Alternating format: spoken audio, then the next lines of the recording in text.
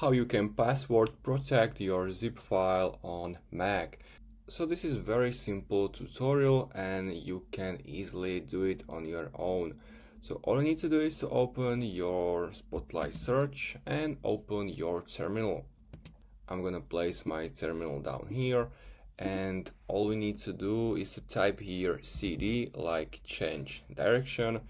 Now if my folder which I want to set a password is on desktop, you need to open your Finder, open desktop section, click on or place mouse here and grab this folder down here to your terminal, and now simply press enter.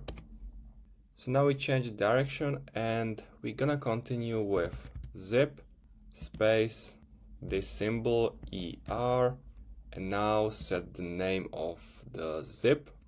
I'm gonna set it like myzip.zip, and now we need to type here the name of the folder. So as you can see on my desktop is test2 folder.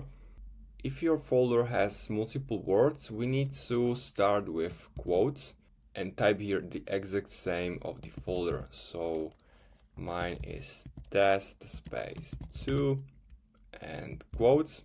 If my folder was only one word, you can simply type it without quotes, so like this. But when my folder contains space, you need to use quotes.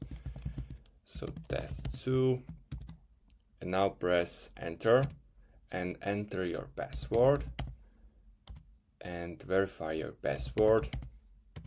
And now it should be done. As you can see, my zip was created on my desktop and it's named like I set it here, myzip.zip. And if I want to open the zip, it requires password from me. So I'm gonna set here or enter here my password, press enter.